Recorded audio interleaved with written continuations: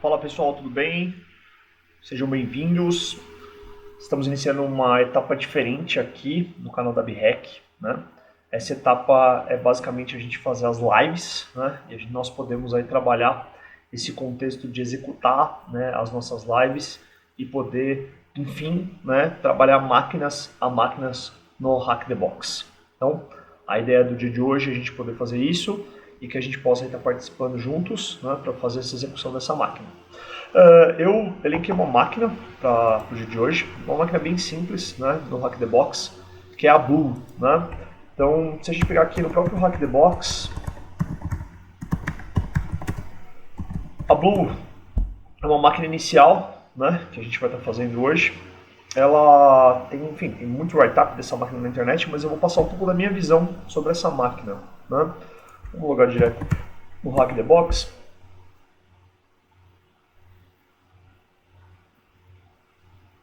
Vamos ver se eu consigo achar essa máquina aqui para a gente poder pegar na lista. Só para vocês poderem observar. Vou mudar aqui na janela. Espera aí. E vocês já vão conseguir visualizar a máquina. Muito bem. Estou mudando aqui a tela de captura para a máquina. Se eu não me engano, está essa aqui. Perfeito. Agora vocês já estão vendo as máquinas. E a gente vai usar a Blue, né? Então vou fazer um search aqui só para a gente poder pegar. Se eu já acho ela aqui. Pronto, aqui. Vídeo login, espera um pouquinho, live ao vivo, né, gente? Sempre assim. Deixa eu mudar aqui, pronto. Agora já está na tela.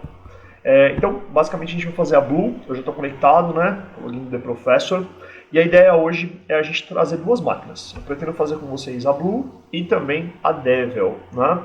Ambas as máquinas são muito didáticas e são máquinas para quem está começando. Então, é legal um processo de você entender toda a etapa, né, de que você possa efetuar a máquina, que você possa basicamente trabalhar, né, passo a passo do aprendizado do zero para poder ornar a máquina e para poder pegar as flags e também o aprendizado de uma maneira característica diferenciada, ou seja, a minha ideia é passar, né, uma etapa step by step, explicando os detalhes para que você possa aí trabalhar e entender cada uma dessas etapas. Fechado? Muito bem, então. Pensando nisso, eu vou abrir de novo aqui a minha tela no Kali, tá? Estou usando a versão do Kali Linux aqui para essa atividade.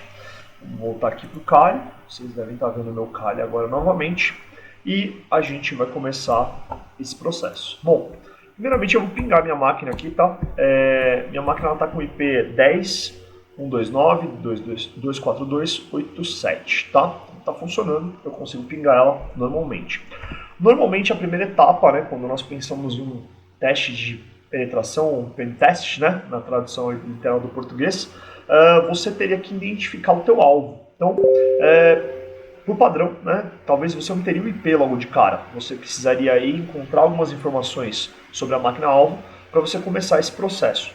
Nesse caso do Hack the Box, né, nesse caso desse assessment, ele já permite que nós tenhamos um alvo. Então você já sabe qual é o IP da máquina-alvo que você vai fazer esse processo. Então você pode pular, né, o processo de information gathering, ou seja, o processo de captura inicial de informação, para você identificar toda a sua superfície de ataque, e você parte, né, aí para o processo já de reconhecimento, enumeração direto de um IP específico, né, que no nosso caso é o 10.129.242.87. Fechado? Então, basicamente aqui eu vou partir utilizando uma ferramenta que é o Nmap, tá? O Nmap, como todo mundo conhece, né, ele é uma ferramenta característica no uso de teste de análise de vulnerabilidade e invasão, né? Ele é uma ferramenta que faz todo o processo que nós chamamos de port scanning, né? Ou seja, scan de portas. Nós temos um endereçamento IP, né? O IP é um endereço que dá origem a um host, a um dispositivo de rede, né? É o chamado de Internet Protocol. Né? No nosso caso, estamos utilizando o IP na sua versão 4. Né? Você pode até observar, né, que o IP é dividido em 4 blocos. Né? Cada bloco aí, né, totalizando 8 bits, ou seja, nós temos aí um endereço de 32 bits. Né? E aí a gente está basicamente utilizando uma ferramenta que é bem famosa, né? O Nmap, inclusive, já teve até na tela dos cinemas, né? Ele foi uma ferramenta, inclusive, utilizada pela Trinity no filme do Matrix. E, basicamente, ele tem funções bem específicas para que você possa escanear, você possa atingir o seu alvo, no caso, o nosso endereçamento IP, e entendermos nesse alvo quais são os IPs, quais são os serviços, quais são os protocolos e portas que estão abertos, né, para que a gente possa começar a entender como ou qual a possibilidade, né, que a gente tenha de possivelmente fazer um processo de invasão, né, um processo de exploração nessa máquina. Tá? Então, para começar, a gente vai utilizar o Nmap com o seguinte comando: nmap, bem cru, tá? E o endereçamento IP. Vou pegar aqui o IP só para me lembrar dele. Então, nmap espaço 10.129.242.87. Quando eu fizer o comando nmap, eu não estou usando nenhum tipo de configuração específica do nmap, eu estou usando uma configuração padrão, né? Então, por padrão, o nmap ele faz um full TCP scan. Então, o que seria isso, né? O full TCP scan nada mais é do que um scan, né, o qual o nmap vai tentar fechar, né, uma conexão full TCP, ou seja, ele vai tentar fazer um true handshake, um handshake triplo, em cada uma das 1023 primeiras portas, ou 1023 portas mais utilizadas, né, do protocolo TCP. O protocolo TCP é um protocolo que atua na camada de transporte, ele é o protocolo que dá controle à vazão de tráfego, né, controle de fluxo para os protocolos de camadas superiores, né? Então, basicamente, ele é um protocolo extremamente utilizado. Então, a gente normalmente costuma falar TCP/IP, né? O IP dá o endereço, o TCP, basicamente, né, ele vai me dar aí todo o controle de fluxo. Imagina como se fosse um carteiro, né? O endereço da casa é dado pelo endereçamento IP. E o TCP, basicamente, é o cara, né, que vai estar trabalhando aí o envio e o controle de fluxo das cartas da origem do correio, né, ou da origem do remetente até o seu destino, né? Então, o carteiro tem muito essa função. Por isso, nós costumamos fazer uma analogia, né, que o carteiro é o TCP, né, e o IP é o endereço. Com isso, então, o Nmap ele vai fazer o que nós chamamos de full TCP scan. Então, ele vai tentar fazer uma conexão TCP em cada uma das portas. Ou seja, ele vai tentar ir em cada uma das portas se conectar, ele vai tentar em cada uma das portas fechar uma conexão TCP, e a partir de então, né, nós teremos um resultado.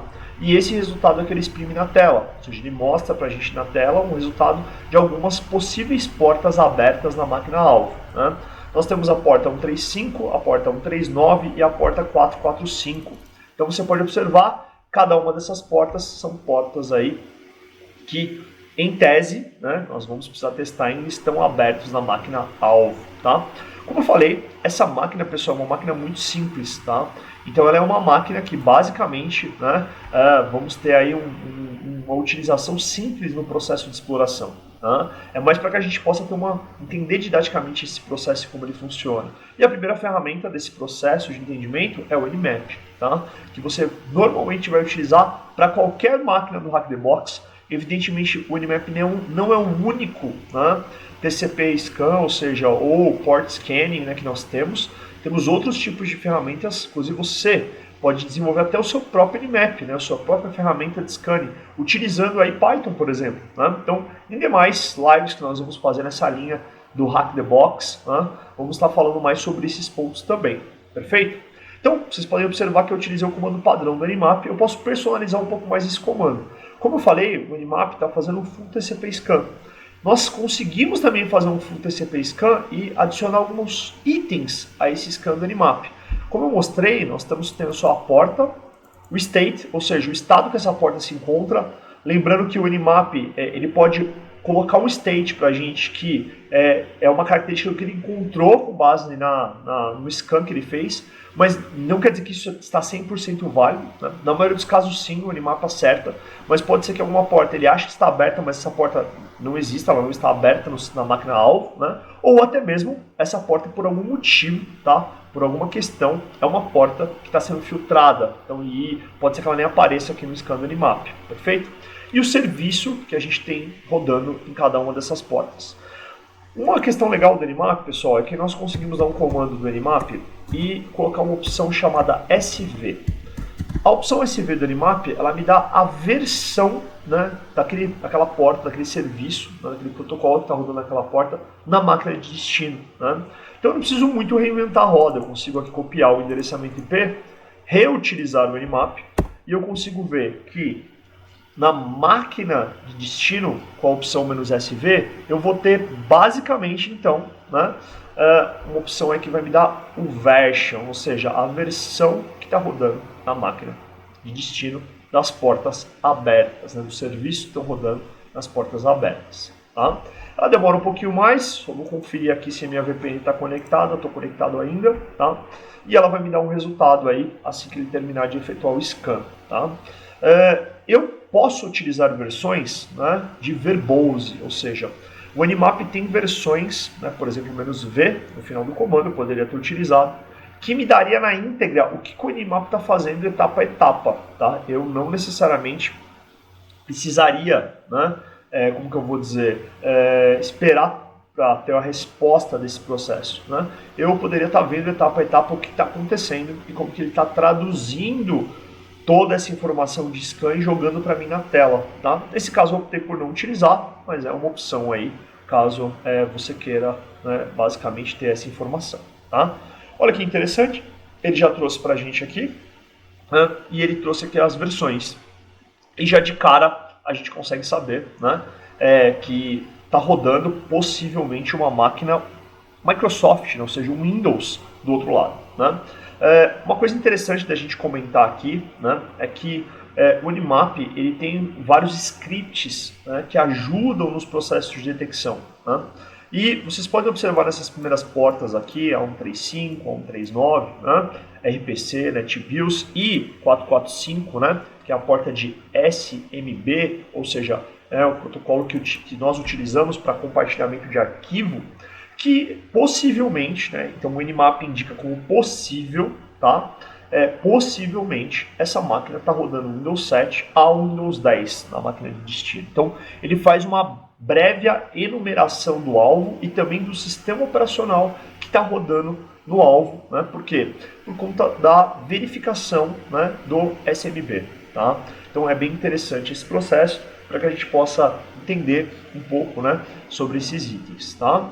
Ele também mostra para a gente uma coisa interessante, né, que é basicamente o Workgroup, né, que é o grupo de trabalho, ou seja, essa máquina ela tem um grupo de trabalho chamado Workgroup padrão. Então não é uma máquina, por exemplo, que está num domínio, né, do Active Directory da Microsoft. Né? Se ela tivesse um domínio, o Nmap traria ou não traria esse tipo de informação. Né? Então ele traria informação de domínio, talvez, ou ele não traria informação nenhuma. Então fica uma dica que a gente pode testar se realmente essa máquina está no Workgroup, ou seja, ela está realmente aí trabalhando, né, e basicamente aí dentro, né, de um grupo padrão de trabalho somente para compartilhamento de arquivos do Windows, tá bom? Muito bem. Pensando em todo esse processo, então, aqui no final, inclusive, ele deu um segmentation fault, ó, deve ter dado um erro, né, de ficar rodando, não tem problema nenhum, a gente sabe que a gente está através da VPN, né, então faz parte esse tipo de questão. Eu vou dar um ping novamente no IP de destino aqui, só para ver se a conexão ainda está válida, tá, perfeito, então por precaução, né, por conta da live aí, e nós temos aí, então, alguns pontos a se pensar, né. Bom, por ser uma máquina fácil, né, e por ser uma máquina, e aí uma questão legal do Hack the Box, é que o Hack the Box normalmente ele dá dicas, né, do que você vai querer fazer com a máquina, ou do que você pode fazer com a máquina, né, pelo nome da máquina. Né, e essa máquina se chama Blue. Né, e, curiosamente, né, se a gente pesquisar aqui, né, e a gente colocar, por exemplo, né, algumas coisas do que nós encontramos. Então, se eu colocar Windows, né, se eu colocar SMB Port 445, né, eu colocar Blue e eu colocar Exploit, por exemplo, né, e eu buscar algo sobre isso, talvez o Google me retorne algumas coisas, tá? Então, ó, o Google aí já está me dando algumas dicas aí, né, do que a gente pode ter. Você pode observar, é claro, evidentemente, por ser uma máquina aposentada, nós estamos fazendo um processo que basicamente é um processo guiado dentro dessa máquina. Né? Mas eu quero dizer para você o seguinte, que muito do que você vai utilizar no pentest e muito do que você vai utilizar também em máquinas do Hack the Box, né, principalmente nas máquinas do nível Easy, são máquinas que você vai pesquisar. Ou seja, nem tudo você vai saber de primeira e nem tudo você vai ter ali algo preparado já, talvez nos seus notes, né, no seu share note, no seu share tree, enfim, em algo que você utilize de anotações suas. Talvez alguns dos itens aí que você vai utilizar, você sim, né, vai precisar aí basicamente, né, de pesquisa, ou seja, vai pesquisar alguma coisa, né, um código, você vai pesquisar algum tipo de comando, então é natural que isso aconteça, tá? E dentro dessa nossa pesquisa, nós temos aí alguns artigos, né, do hacking, daqui dos artigos de hacking, nós temos que é o Hacking Articles, né? Nós temos aqui também, né, um Medium falando aí sobre uma exploração de um cara chamado Eternal Blue, né? Uma exploração aí, né, que você pode usar, um exploit Eternal Blue para SMB, né? E aí a gente começa a ter várias opções aqui, ou seja, você muitas das vezes, quando você for testar algo, você vai ter que entender o que está acontecendo, o que você pode fazer, né? Qual que é a máquina e assim por diante, né? Olha que interessante, ele está falando aqui, ó, exploração SMB, né, do WannaCry, utilizando Eternal Blue. Vamos dar uma olhada nesse artigo aqui, né? Então, olha que interessante, aqui, né, esse artigo da Mandiant, que é uma empresa incrível, inclusive da área de segurança da informação, né, ela traz aí um artigo para a gente falando, né, que esse ransomware, o WannaCry, né, se utilizava de um exploit para SMB chamado Eternal Blue. E Blue, inclusive, é o nome da máquina que nós temos, né, que nós estamos fazendo hoje, né, do Hack the Box. Então, é interessante a gente comentar, né, que nós temos opções aqui, né? Ele está me dando informações, né? Então ele fala um pouquinho aqui do que é o Server Message Block Protocol, né, que é o SMB, que a gente acabou de comentar, né? Transport Protocol, né, para máquinas Windows, né? Que ele aí, no caso essa vulnerabilidade que eles estão comentando, né, foi um bullet da Microsoft de 2017, correspondente também aí, né, ao próprio ataque do WannaCry, né, onde que houve, né, um vazamento de um exploit, né, que poderia estar sendo utilizado para explorar esse tipo de vulnerabilidade. E aí tem até o bullet aqui da Microsoft, né? Vou puxar aqui esse bullet, tá? Que é o bullet geral, ele não foi para a página específica, tá? Mas não tem problema. Achei que ele ia ser direcionado, vamos ver se a gente vai na vulnerabilidade específica. Não, ele não puxou pelo link desse site, tá, pessoal? Mas ele está apontando aqui claramente, né, o bullet do MS17010. Ou seja, você começa a entender que tem muita contextualização, né, de informações, né, referente, né, a algum tipo de vulnerabilidade que nós possivelmente temos, né, utilizando a porta 445, que é possível em máquinas, né, de Windows 7 até o Windows 10, né, e que, pelo nome da máquina ser Blue, pode ser que essa vulnerabilidade que essa máquina tenha seja a Eternal Blue, né? E você tem como verificar isso também, tá, pessoal? Então existe essa possibilidade de você verificar isso, tá? O próprio, né, Nmap, ele tem um script, tá? Ou seja, você consegue verificar como, basicamente, se essa porta está vulnerável. Ou seja, basicamente você tem uma opção, né, no Nmap que você checaria, né, se essa porta está vulnerável, tá? E se o serviço que está rodando nessa porta é um serviço vulnerável, né, a Eternal Blue, ou seja, se a versão do SMB que está rodando na máquina-alvo tem essa vulnerabilidade, né, esse sistema não foi patchado, não foi atualizado pela Microsoft ainda, e a gente pode testar esse processo, tá? Então, eu vou utilizar o Nmap e, diferentemente das outras vezes, né, eu vou colocar uma opção "-p". A opção "-p", basicamente, ela vai fazer o seguinte, tá, pessoal? Ela vai me deixar especificar uma porta, tá? Então eu vou colocar "-p 445". Porque eu não tenho interesse, depois dessa pesquisa leve que nós fizemos, em identificar outro tipo de porta. Eu quero realmente checar, né, se a porta 445 ela é a porta vulnerável, né, ao Eternal Blue, que tudo indica do que a gente está fazendo, né? Então, basicamente, eu vou fazer esse processo, tá, pessoal? E eu vou utilizar a opção "-script", tá, para que eu possa efetuar essa etapa. Então, eu coloco o "-script" aqui, e eu coloco basicamente o código da MS, né, 17010, ou seja, smb-vu-ms17-010, tá? E eu vou colocar o meu IP do meu alvo, né? Então, IP10 ao final, tá? Ponto 129.242.87. Então, basicamente, a gente pode entender aqui, né, que o próprio Nmap, além de ser um scanner de porta, ele tem a função de scripts para checar vulnerabilidades, ou seja, eu consigo checar se aquilo que eu entendi que eu encontrei, né, dentro do meu processo, que eu estou validando, ele realmente está vulnerável, tá? Eu não estou levando em consideração nessa live de hoje, nem nessa máquina que nós estamos fazendo, né? Nós vamos fazer uma segunda máquina ainda hoje nessa live. Eu não estou levando em consideração que, basicamente, nós temos, né, algum tipo de, vamos dizer, algum processo, o qual eu estou num pentest e eu tenho que ser stealth, ou seja, eu não estou levando em consideração que eu não posso escanear a máquina, que eu tenho que tomar cuidado com o scan. Eu estou simplesmente executando, tá? Mas no processo real, talvez o scan, como eu já mencionei anteriormente, tenha que ser mais cauteloso, porque utilizar o scan nas 1023 primeiras portas ou nas 1023 portas mais utilizadas em serviços TCP, vai fazer barulho, ou seja, vai alertar o SOC, vai alertar um time de resposta a incidente ou um time de alerta, né, para que entenda que tipo de questão está acontecendo, ou seja, por que você está escaneando aquele IP. Né? Então, é importante entender esses pontos, né, e saber dessas preocupações dentro de um processo de penetration test.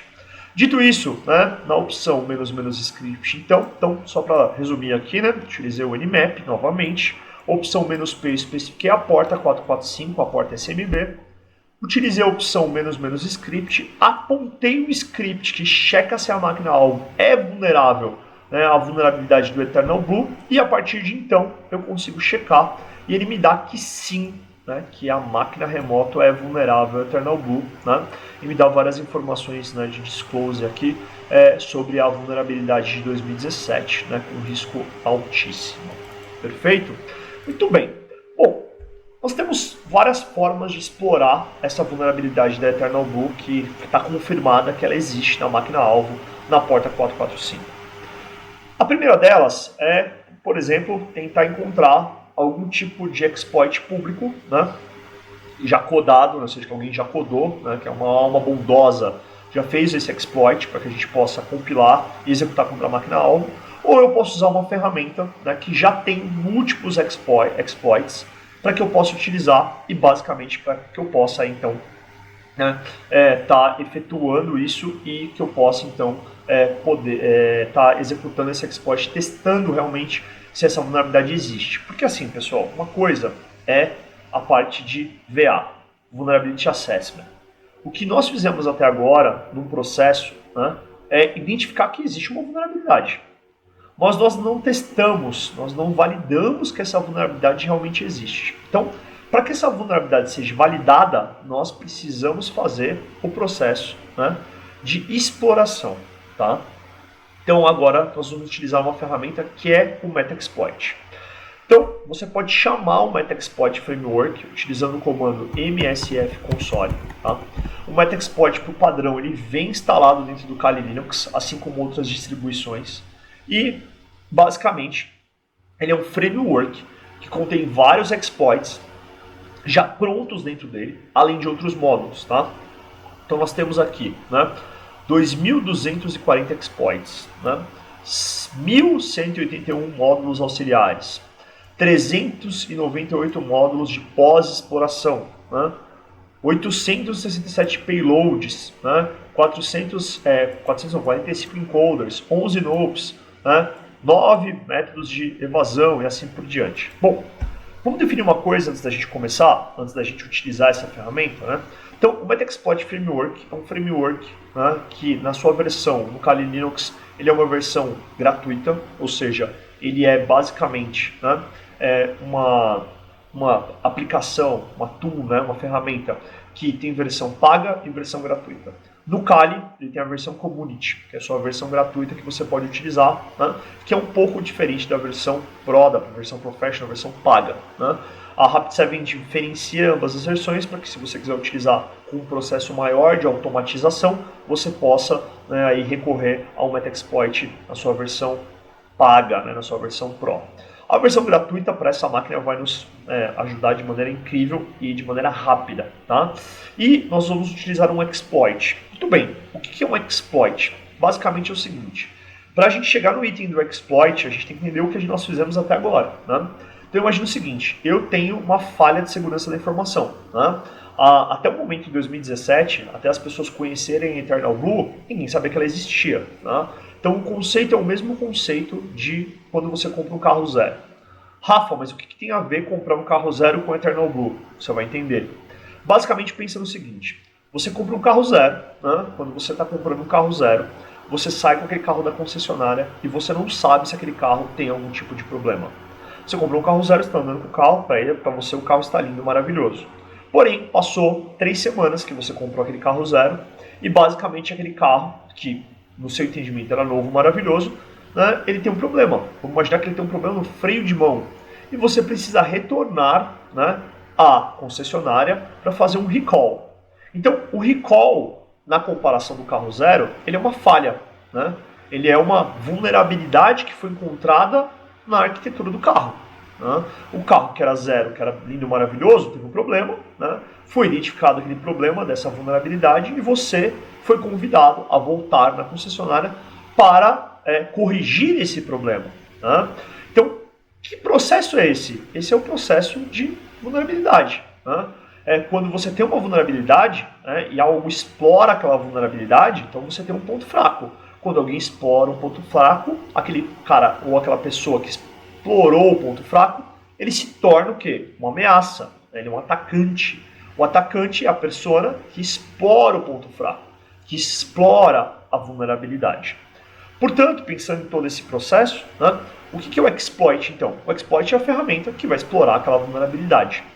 Normalmente o exploit ele é composto, né, além, né, do código de exploração da vulnerabilidade, ele também é composto de um payload.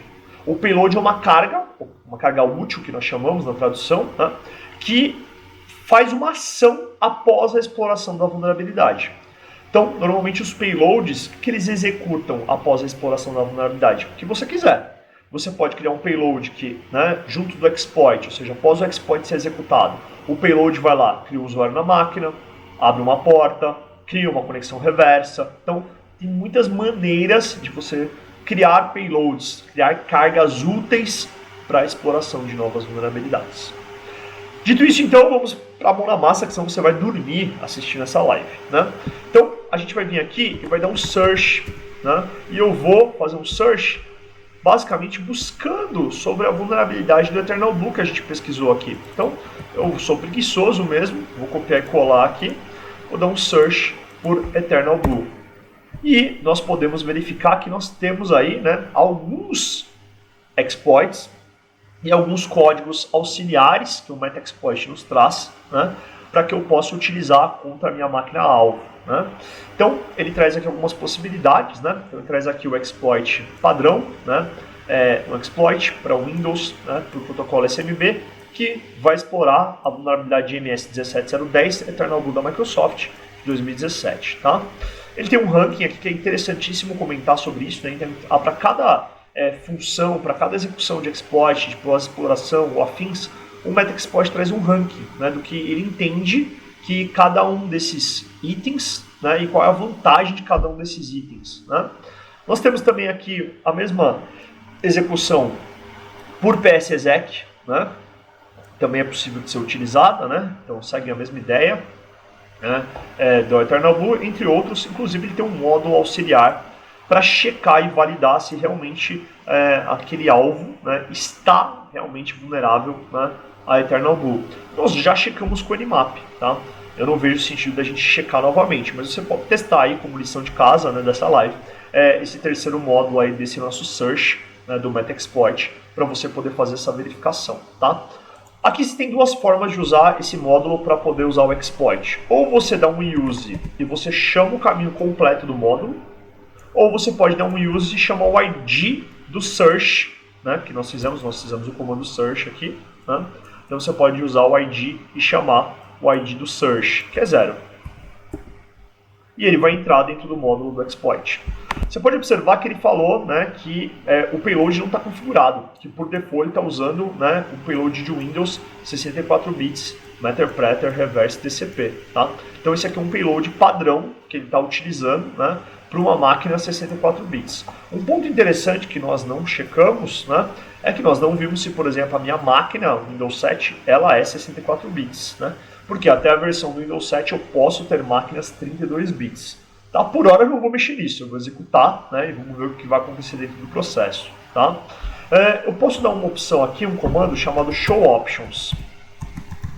O comando Show Options, pessoal, ele vai trazer toda a configuração que é exigida pelo módulo, né, do Metaxploit para que ele possa funcionar. Tá? Então ele traz aqui o nome da variável, traz a configuração setada, né?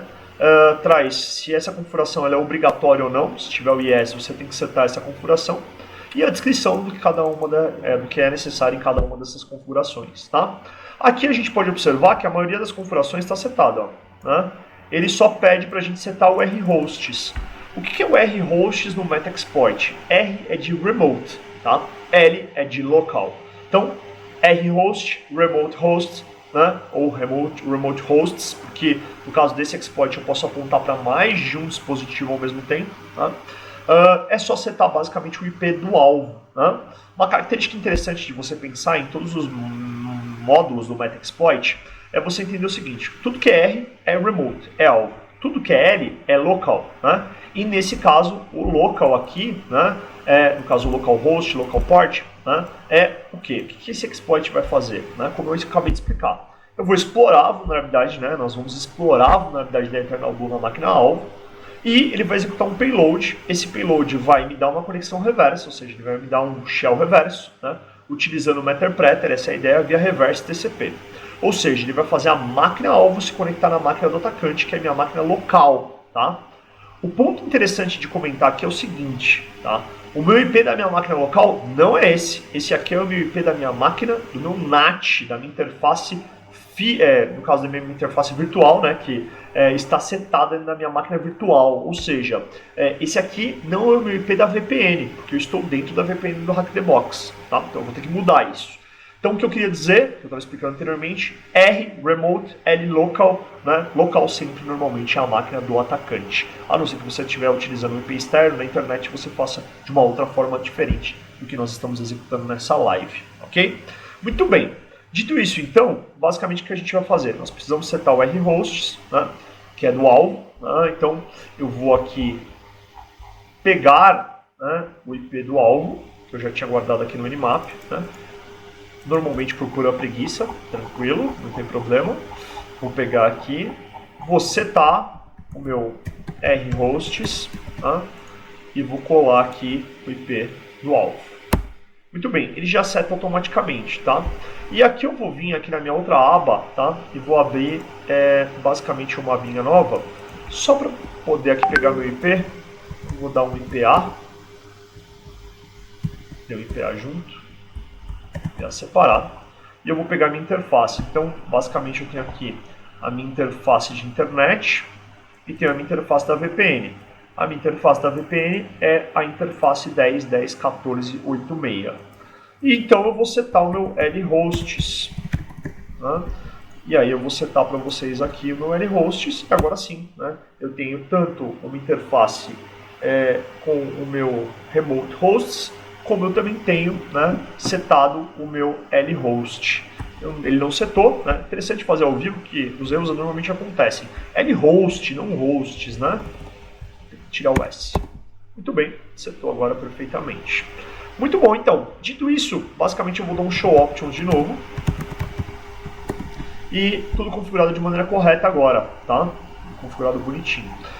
Normalmente, pessoal, eu não gosto de usar a porta 444, tá? Isso é uma questão pessoal minha, porque eu entendo que essa porta é uma porta que já está sendo muito utilizada, né, por diversas formas, diversas pessoas, e assim por diante. Então, basicamente, né, eu não tenho ideia, né, se algum antivírus, né, algum tipo de firewall, por algum motivo, vai barrar a utilização dessa porta. Né? Então, pensando numa característica real de pentest, a porta 4444 está manjada, né? Eu não vou utilizar essa porta. Então, vamos, por exemplo, setar outra porta aqui.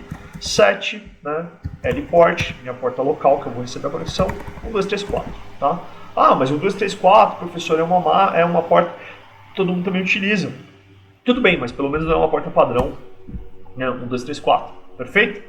Dito isso, e tudo estando configurado, não tem por que esse exploit não rodar. Né? Então a gente vai dar um comando chamado exploit, eu poderia dar um comando run também, e a ideia é que a gente possa executar o exploit contra a vulnerabilidade da máquina-alvo Eternal Blue e eu receber um shell reverso.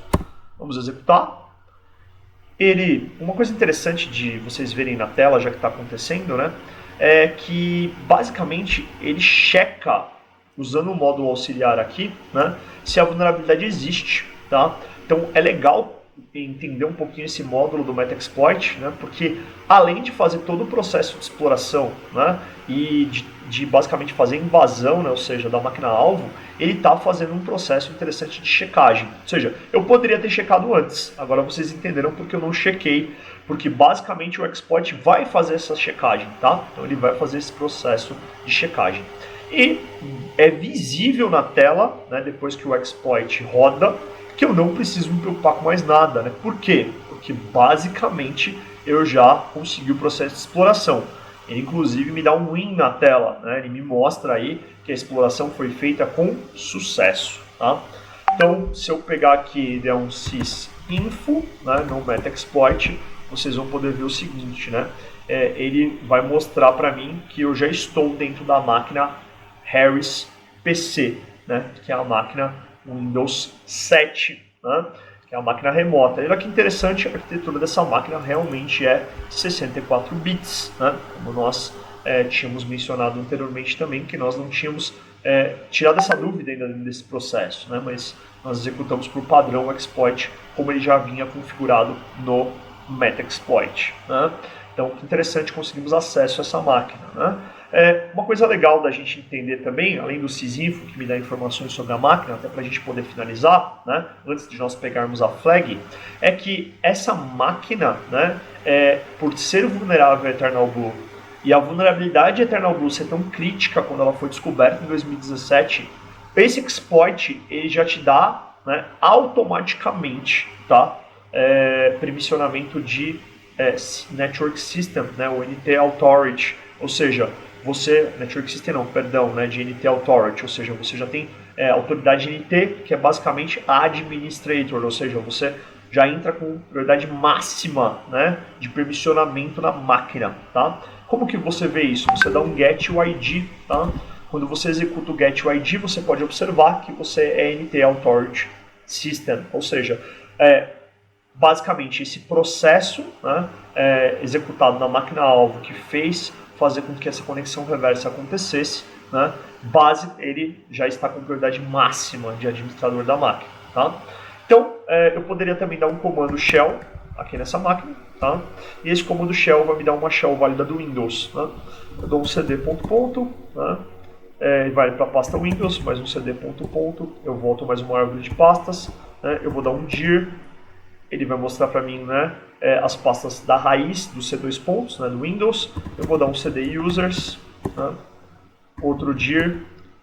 Eu tenho aqui todos os usuários. A gente vai começar pelo Harris, né? Vou dar um cd Harris. Vou dar um dir, cd desktop, dir novamente, tá? E eu tenho o user.txt type, para que eu possa fazer a leitura do user.txt, e automaticamente eu tenho a flag, tá?